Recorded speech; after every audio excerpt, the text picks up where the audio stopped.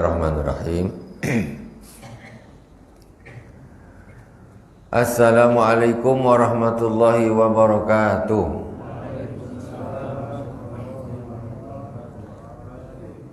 Alhamdulillahirabbil alamin wassalatu wassalamu ala sayyidil mursalin wa ala alihi wa sahbihi ajma'in. Subhanaka la ilma lana illa ma 'allamtana innaka antal alimul hakim. Rabbi israh li sadri wa yassir li amri wa hlul 'uqdatam min lisani yafqahu qawli. Allahumma shalli ala sayyidina Muhammadin tibbil qulubi wa dawaiha wa afiyatil abdani wa shifaiha wa nuril absari wa diyaiha wa ala alihi wa sahbihi wa sallim. Amma ba'd. Jamaah Masjid Al-Hikmah PN Tanjung Balai Karimun yang dirahmati Allah Subhanahu wa taala. Kaum muslimin dan muslimat di mana saja berada yang dirahmati Allah. Kajian kita Risalatul Mu'awanah sampai di wa alaika bisyafaati likulli man sa'alaka an tashfa'alahu fi hajatin ila akhirih. Kita Fatihah terlebih dahulu kepada baginda Rasulullah sallallahu alaihi wasallam, kepada para anbiya, sahabat, tabi'in, tabi'in, kepada para aulia, wasyuhada, wassalihin. Wa jami' masyayikhina fid din, khususan Abu Ya Said Muhammad bin Alawi Al-Malik Al-Hasani wa Abu Said Ahmad bin Said Muhammad Al-Malik Al-Hasani. Wa sallallahu sayyidina al-imam as-sayyid Abdullah bin Alawi Al-Haddad sahibir risalatil mu'awanah. Amadana Allahu bimadadihim wa fadha alaina min barakatihim wa anwarihim wa ulumihim fid dini wa dunya wal akhirati bisirril Fatihah. A'udzu billahi minasy syaithanir rajim. Bismillahirrahmanirrahim. Alhamdulillahi rabbil alamin. Ar-Rahmanir Rahim. Maliki yaumiddin. Iyyaka na'budu wa iyyaka nasta'in. Ihdinas siratal mustaqim. Siratal ladzina an'amta 'alaihim ghairil maghdubi 'alaihim waladdallin. Amin. Bismillahirrahmanirrahim. Qala As-Sayyid Abdullah bin Abdul Haddad fi kitab Risalatil Mu'awanah wa alaika bisabati likulli man sa'alaka an tasfa'alahu fi hajatin ila man laka inda wujah. Hendaklah engkau menolong. Syafa'ah itu artinya menolong setiap orang yang memintamu untuk ditolong, disyafaati untuk urusan di dunia ini. Minta tolong untuk di dalam menunaikan satu hajat kepada seseorang yang mana engkau ada kedekatan atau punya kuasa terhadap orang yang ingin dituju oleh orang yang minta tolong ke kita itu. Fa inna Allah ya selalu, jadi maksudnya ada orang minta tolong, Pak tolonglah saya ini nak ketemu Bapak Fulan, tapi saya ini macam ada kebutuhan, tapi dia tuh tak tahu saya ini Bapak lah yang atasannya, atau Bapak ini lah kenalan baiknya, tolonglah hajat saya ini tolong disampaikan. Nah, iyalah, itu kita hendaklah kita menolongnya. Jangan tahu sama masalah kau sendiri aja sanalah. Tapi itu kalau sifatnya memang tidak maksiat. Ini minta tolong tapi sifatnya ini apa? Tidak fair. Ya.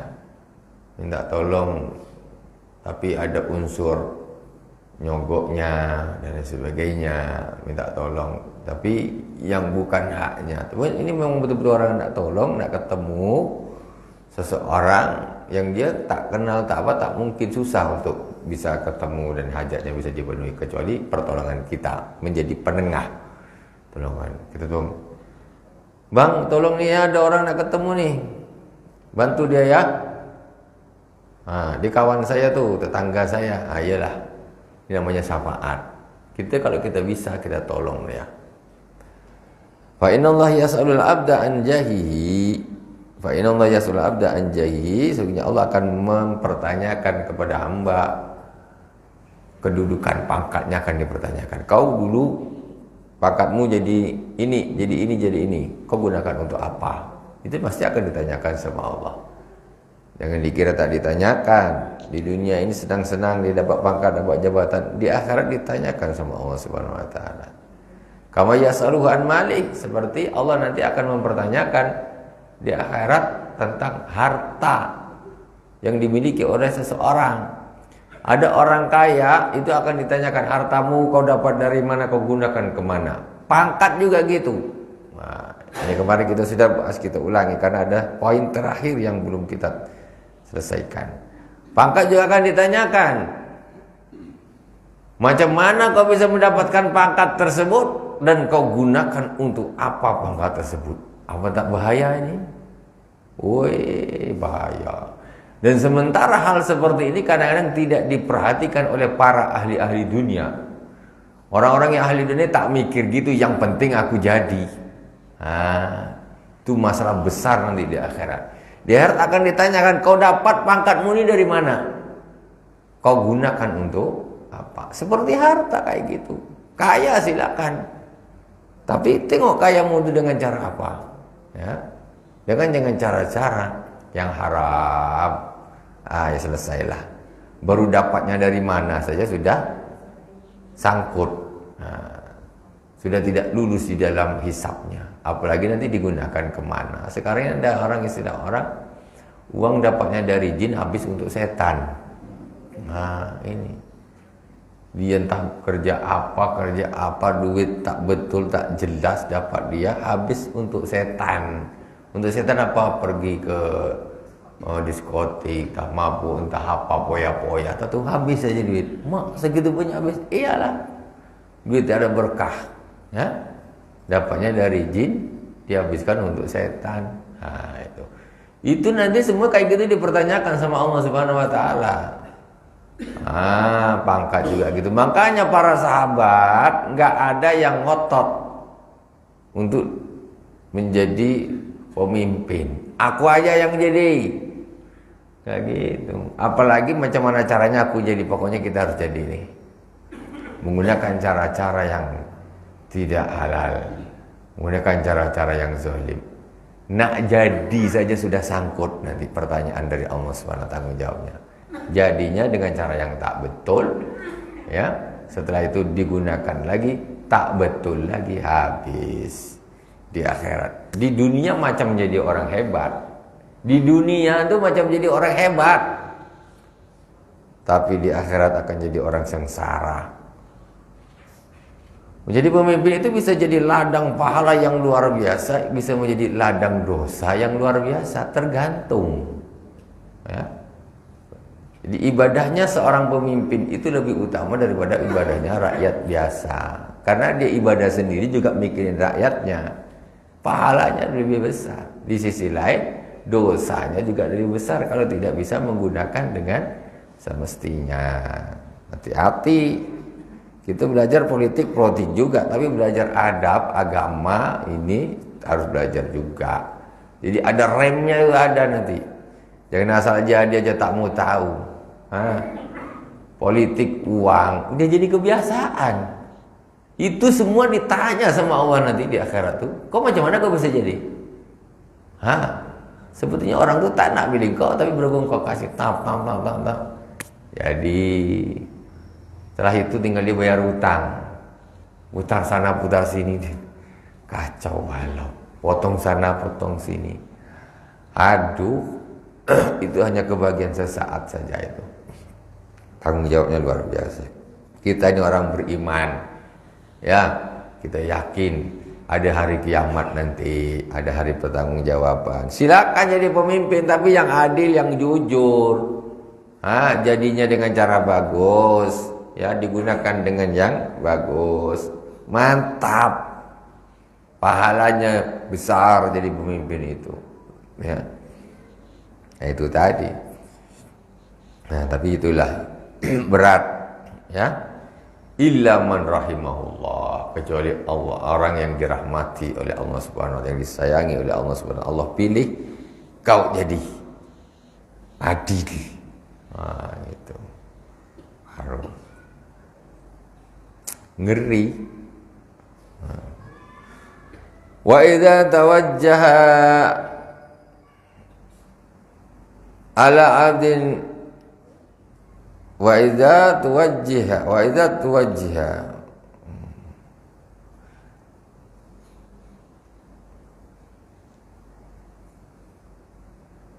'abdin syai'un minal hudud wa idza tawajjaha ala 'abdin syai'un minal hudud asariyah ka hadis zina wa sariqah fadar antas fa'alahu fa inna syafa'ata bil hudud ghairu jaizah. Kalau ada orang yang datang minta disyafaati, Pak, ini urusan hudud hukum, sebenarnya dia ini dihukum potong tangan umpamanya, atau kalau negara kita ini penjara mestinya ini vonisnya 10 tahun, tapi dia datang, Pak, tolonglah Pak, sampaikan ke orang tuh, itu kan kawan kecil, mulai kecil dulu Pak Hakim tuh atau Pak Jaksanya, itu kan kawan Bapak, tolonglah Pak Jaksanya, tolong ini saya jangan 10 tahun lah, padahal itu sudah mestinya dia berhak itu 10 tahun.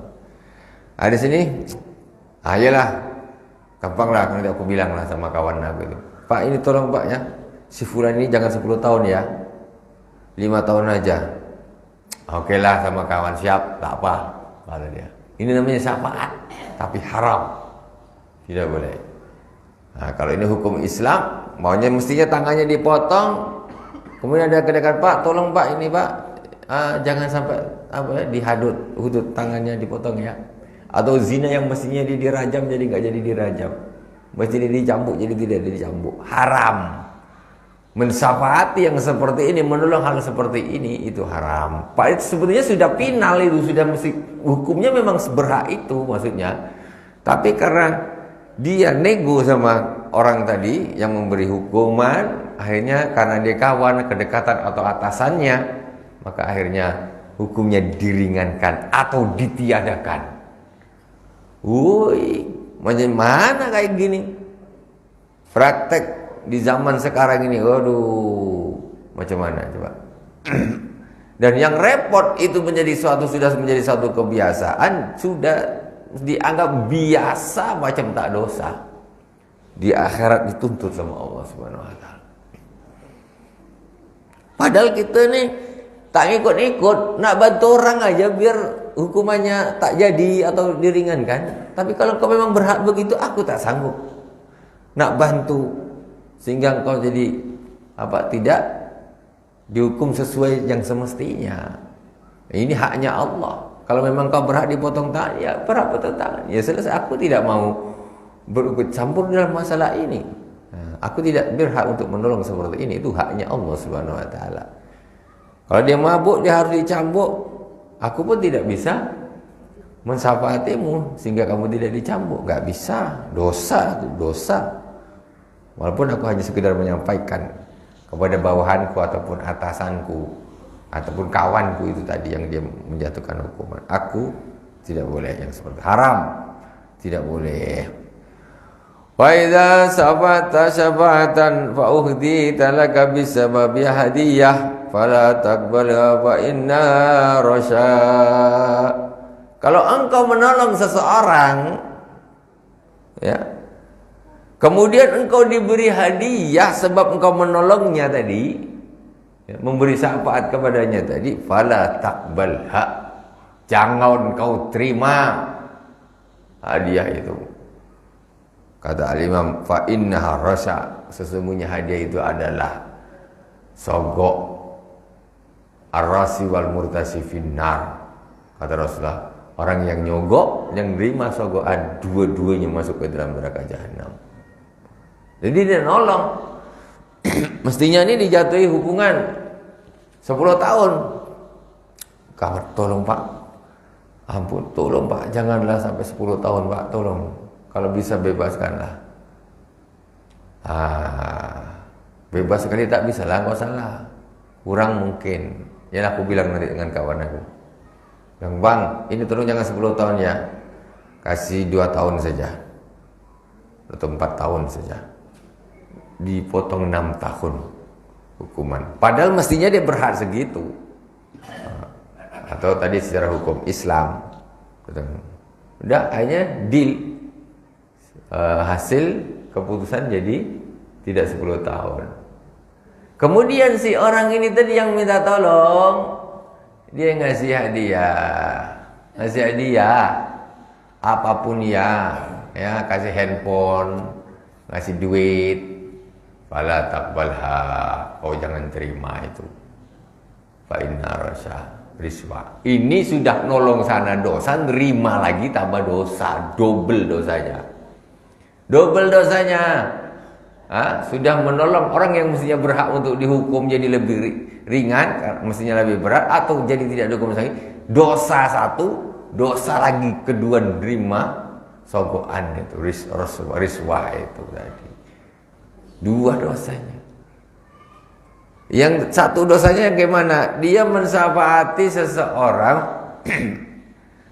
tetapi bukan sesuatu hal yang dosa. Ya. Momennya ada hal yang minta tolong tetapi bukan yang sifatnya hudud atau hukuman tadi. Dia butuh keperluan apa, tak kenal, kemudian minta tolong. Akhirnya orang yang diminta tolong itu karena kenal baik, Pak tolonglah ini Pak ya, dia butuh ini. Oh iyalah, tak apalah, nanti saya selesaikan untuk urusannya. Ini bukan urusan dosa nih, menolongnya ini dapat pahala nih, menolongnya, ya, karena bukan sifatnya hudud. Tapi ketika sudah sana selesai, urusan mereka selesai, yang minta tolong tadi, kemudian dia ngasih hadiah, inilah terima kasih Pak dibantu kemarin, Masya Allah, udah selesai semua acara saya nih. Dah, ajak saya dah sana. Inilah terima kasih ya. Tinggalkan di amplop. Buka merah-merah, ada 20 keping. Wah, kan? Hei, kata Imam Said Abdullah bin Fala takbalha, kau jangan terima. Itu sebetulnya ini adalah bersifat menjadi sogokan.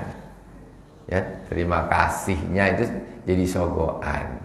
Pakai duit, nolong saja yang ikhlas, gitu. Yang repot ini sebelum ditolong udah ngasih duit duluan. Ini tambah jelas sekali kan ya. Tolong Pak lah bantu saya, ini punya aja nih, sampai saya tak kenal lah sama dia tuh. Itu padahal hal yang biasa yang bukan sifatnya hudud. Udah dikasih duit dulu. Iyalah nantilah aku telepon dia gampang. Telepon selesai urusan. Sogok. Nolongnya karena bukan sifatnya hukuman bagus sebenarnya berpahala, tetapi ketika di sini menerima sogokan itu, di hadiah itu tadi, memang hasilnya hadiah. Masa dia bilang Pak ini Pak sogokan Pak, ya tidak mungkin lah bilang gitu. Tak ada cerita Pak ini Pak untuk beli apa bensin entah apalah, tak tahu namanya kan, untuk anak-anak lah, untuk jajan. Takkan Pak ini Pak sogokan sikit aja, tak mungkin dibilang gitu. Tapi bahasanya kan dipelintir. Namanya bir itu walaupun ditaruh di dalam wadahnya susu, tetap dia jadinya bir saja. Bir ditaruh di botol kecap, apa namanya? Ya bir saja. Walaupun ada capnya, cap botol kecap bangau, tapi tetap dalamnya bir, ya tetap haram hukumnya. Tidak boleh. Itu yang susah nih. Kalau udah dikasih duit merah-merah berkeping-keping, apalagi satu kepok nak ditolak, aduh mak, macam mana nih? Ar-rasi wal murdasi binar. Kalau orang tak imannya kuat, mana bisa nolak tuh, tak bisa. Iya, kalau mau dikasih 10.000 bisa dia tolak lah. 10.000, kalau 10 juta macam mana nak nolak? Ini manusia-manusia pilihan saja yang bisa nolak kayak gitu. Ya, nah, itu. Dan urusan sogok menjogok ini kayak udah hal biasa zaman sekarang nih, macam tak ada dosa lagi. La haula wala quwata illa billah. Nah, itu kita jangan macam gitulah. Jangan macam gitu. Sikit-sikit dah sogok pak, biar lancar sogok, biar lancar sogok. Masuk sekolah pun pakai sogok. Kok jadi apa? Hah? Masuk sekolah sogok dan ini. Nak jadi orang berpangkat sogok, ini sogok, ini sogok. Itu sudah pakai ilmu setan semuanya. Tapi bagaimana kok itu dilakukan? Tak usahlah. Kalau yang sudah terlanjur tobat sama Allah, tak usah diulang lagi. Sudah apa adanya saja. Jadi ya sana, nggak jadi ya sana sudah. Terserah. Karena menyelamatkan diri kita di akhirat itu jauh lebih penting daripada kesalahan yang hanya sifatnya dunia tetapi dengan cara zalim. Udah. Mana bisa sekarang ini semua harus pakai uang. Kalau nggak uangnya dia, ya sudah terserah. Ya. Masa aku harus terjun ikut bermaksud kepada Allah Subhanahu Wa Taala? Mau ya sono, nggak mau ya sudah. Itu. Kok harus pakai uang nyogok-nyogokan lagi? Berapa untungnya kalau kita sudah nyogok duitnya keluar, dosa lagi kan bodoh namanya. Duit keluar, dosa. Apa tak bodoh namanya? Nah, ya kalau duit keluar dapat pahala, pandai. Duit dah keluar, jadi dosa. Masuk neraka kok bayar? Mau? Gratis loh kita tak mau. Ar-rasi wal murtasifi. Nah, orang yang nyogok dengan yang disogok, dua-duanya neraka. Berarti kan dia nyetor duit, tapi untuk beli tiket masuk neraka jadinya. Kan rugi. Nah, tidak berpikir secara sehat. Ya kadang-kadang orang-orang ahli dunia nggak pikirin demikian. Maka itulah pentingnya kita tuh berkumpul dengan orang-orang soleh, ya, agar kita ini selalu diingatkan, kita baca nasihat-nasihat karangan para aulia wali-wali Allah Subhanahu Wa Taala. Jadi enggak kebablasan. Wa alaika bitabassum fi wujuhil mu'minin wa talaqatil wajhi wa idharil bishr lahum. Dah ganti tema lagi. Hendaklah engkau selalu tersenyum di hadapan kaum muslimin. Maksudnya murah senyum. Hendaklah engkau ini murah senyum di hadapan orang-orang yang beriman. Wa talaqatil wajhi wa idharil bishr lahum. Jadi selalu wajahnya berseri ceria, menampakkan keceriaannya di depan mereka. Ini akhlak loh. Luar biasa ini. Akhlaknya Nabi ini. Watibil kalam ma'hum, dan bagusnya perkataan dengan mereka. Murah senyum, wajah ceria, ngomongnya bagus. Wayalinil jani wa khifdil jinahi lahum. Terus tak usah ini BG gitu. Oh gini, tak usah gitu. Slow, tawadu, rendahkan sedikit, tak usah BG. Senyum, banyak senyum. Jadi orang muka macam ketemu siapa tak pernah senyum. Macam malaikat Malik pula tak pernah senyum. Itu kalau penghuni neraka. Ketemu Rasulullah senyum dia. Kalau penghuni neraka disenyum-senyum, tak ada cerita kalau para ahli dosa tak ada senyum. Jadi semua orang-orang beriman masam aja muka. Itu orang, Masya Allah, tak bagus seperti itu. Ibadah rajin, tapi asik ketemu muka masam, ketemu muka masam, ketemu muka masam. Kau nak di surga sendirian kan? Karena orang di surga itu senyum, gitu Pak. Tanda orang-orang soleh itu dia murah senyum, enak gitu tak. Wajahnya kaku gitu. Kenal padahal tuh, tapi macam tak ada. Melawat senyum pun tak ada. Macam tahu kaku betul. Jangan gitu. Ini kita kecuali dengan orang-orang kafir harbi. Tegas rasanya. Dengan orang kafir musuh harbi senyum-senyum. Dengan orang Islam ini muka dia angker terus. Jadi ceria wajah. Rasulullah kan begitu. Rasulullah ini wajahnya ceria bukan masam aja. Oh, ke orangnya masih kan banyak duit pun muka dia masam. Kalau tak banyak duit, tak ada duit, banyak utang mungkin masam. Ini banyak duit masam juga. Tak bisa bedakan. Lagi banyak dia sama tak banyak duit, tak bisa bedakan. Memang muka dia pemasam muka dia. Nah, ngomong tibil kalam, ngomong tuh yang enak, pelan, enak. Dardor ngomong. Gue, engkau nih kok gitu ngomong sih? Tahu saya gitulah. Kaum muslimin. Tengok Rasulullah mana ada gitu? Nah, terus tahu sampai gitu. Waduh, gaya dia boleh lah jalan. Macam latihan dulu dia nak jalannya macam mana. Slow aja, tak usah. Khifdil jinah itu merendahkan sayap, tak usah. Macam nak terbang nih. Wah, gitu. Khifdil jinah itu turunkan sayapmu itu turunkan. Maksudnya tak usah gitu. Macam ayam tuh kalau nak gini kan. Ayam kalkun, Pak tahu? Wah, gini nih, ayam kalkun. Mak sombong kali, macam ayam kalkun aja engkau nih. Ayam kalkun tuh kluk. Memang. Jangan macam ayam kalkun, orang Islam. Nah. Kemudian qala Allah Ta'ala li nabiyyi wakhfid janahaka lil mu'minin. Allah Subhanahu wa taala bersabda berfirman untuk nabinya, wakhfid janahaka lil mu'minin, turunkan sayapmu bagi orang-orang yang bermaksudnya itu tadi harus rendah diri, tak usah sombong. Baru pakai seragam aja dah sombong. Masuk ke rumah ganti pakai sarung, tak usah pakai seragam. Tak nampak dah sombongnya. Jadi pakai sarung aja lah, biar susah nak sombong. Pak kalau orang pakai sarung orang pakai sarung nak sombong susah. Coba pakai seragam yang gagah, senang aja. Jadi karena pakaian itu memicu orang untuk sombong tuh. Kadang-kadang gara-gara pakaian tuh. Coba lepas, pakai kaos saja, pakai sarung dah. Cuman nak sombong lagi. Kau ni siapa? Nah, bisa susah nak sombong kalau pakai sarung, pakai kaos.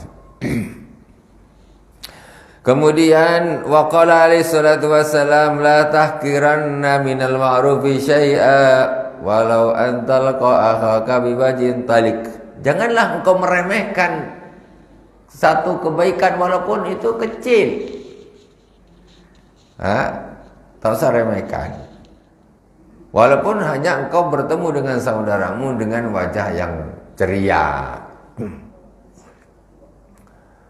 Dompet baru hilang, ketemu sama kawan-kawan, bisa tak ceria? Dompet baru hilang, aduh dompet hilang, ketemu nak kena ceria saja.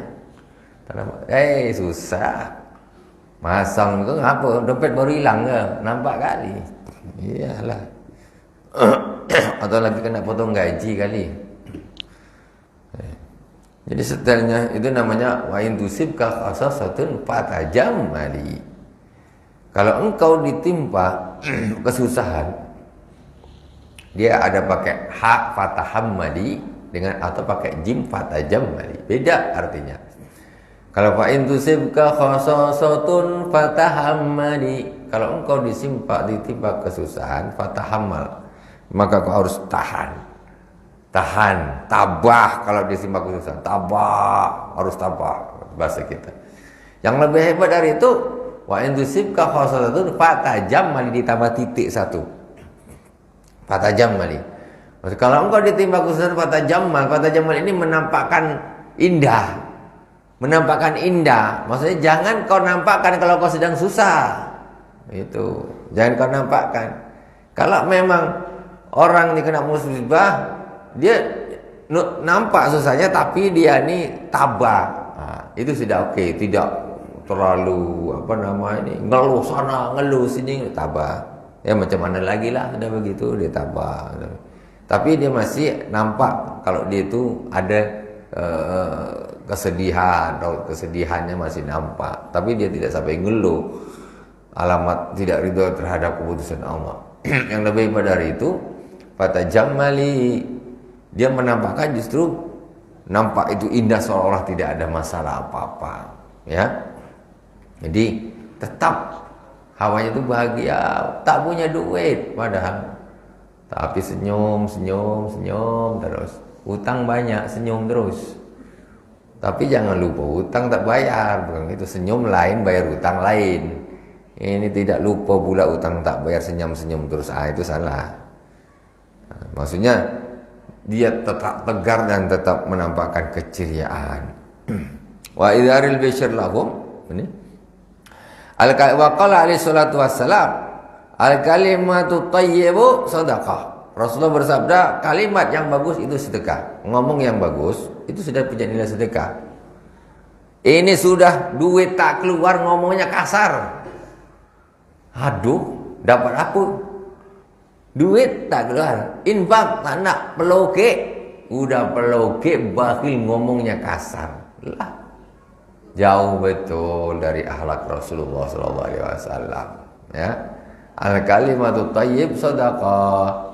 Kalimat yang bagus, bicara yang bagus itu sedekah. Tapi jangan pula milih ini tok, duit tak mau keluar. Sedekah dia kau cakap bagus, tapi bakhilnya minta ampun.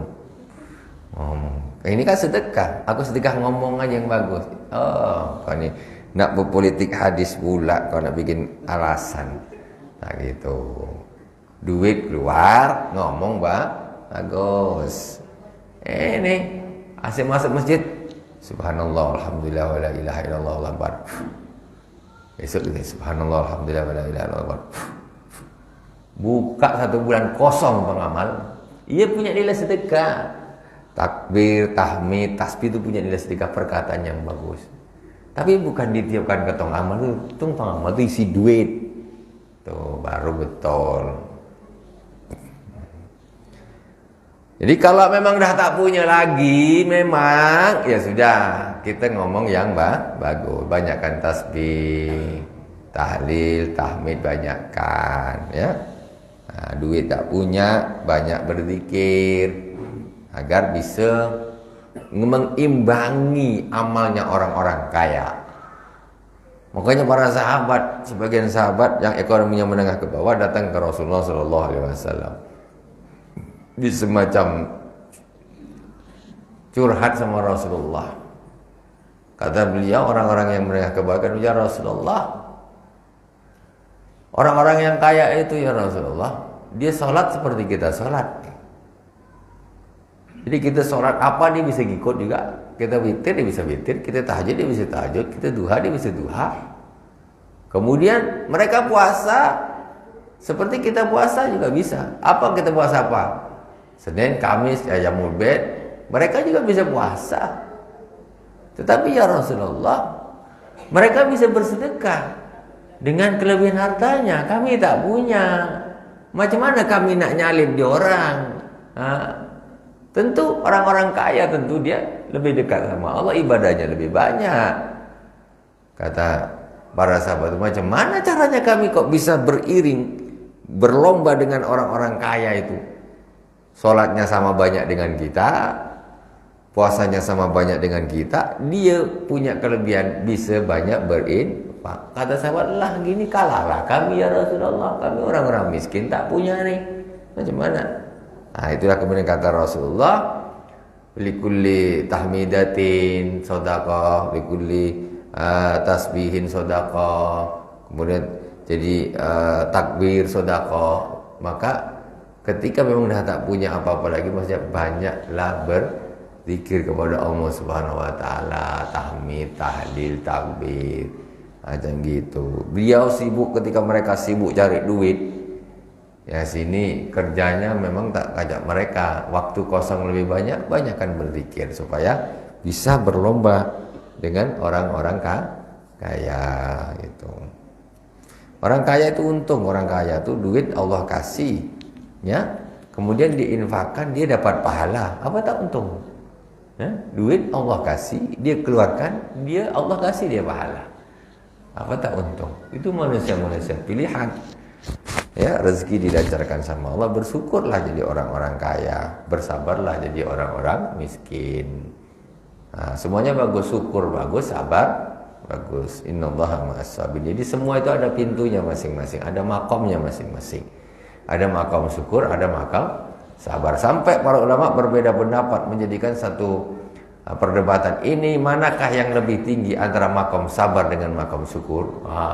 Sebagian ulama mengatakan syukur lebih bagus, sebagian mengatakan sabar lebih utama. Dua-duanya. Orang miskin bisa dekat dengan Allah dengan kesabarannya, orang kaya bisa dekat dengan Allah dengan kesyukurannya kepada Allah Subhanahu wa taala. Wa minal ma'thur idzal taqal muslimani fatasaffaha kusimat bainahuma mi'atu rahmah tis'atun wa tis'una minha li aksarihima bisyra. Waduh, ini dia hadis Rasulullah SAW. Dengarkan penutup.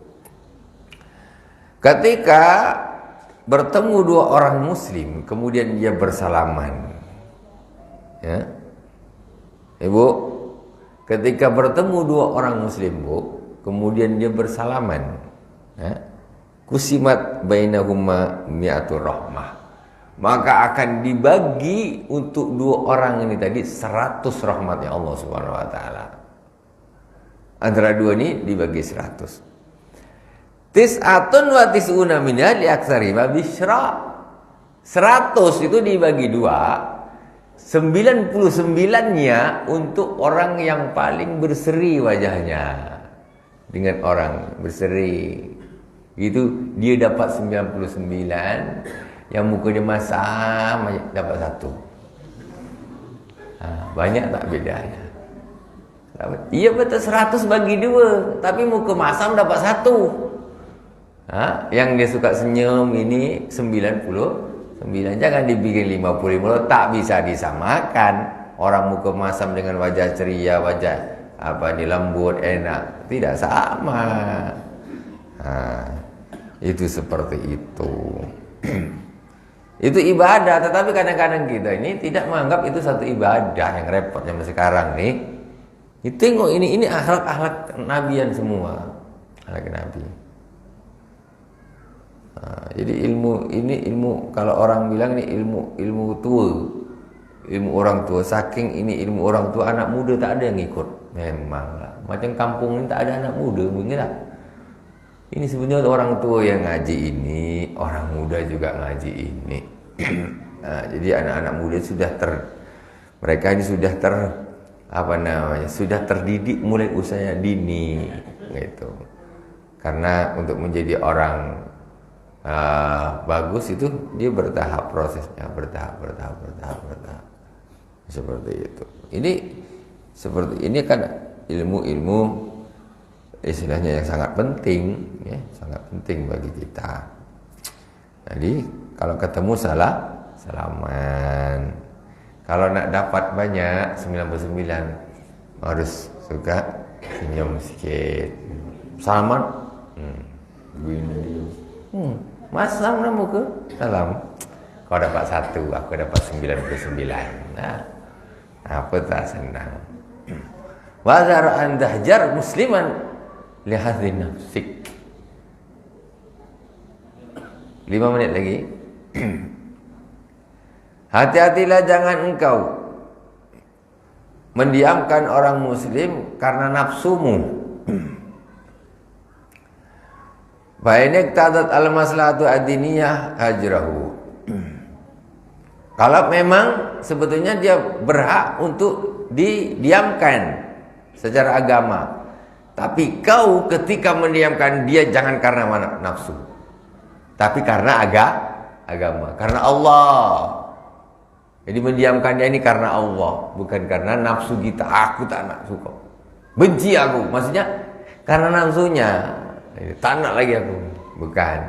Kalau memang orang tersebut berhak untuk didiamkan, ini berangkatnya harus karena Allah Subhanahu wa ta'ala. Tadi kan ada hal-hal yang memang istilahnya menuntut kita untuk tidak istilahnya dekat dengan dia, ya, yang sifatnya syar'i, yang berhubungan dengan hukum-hukum Allah Subhanahu wa ta'ala.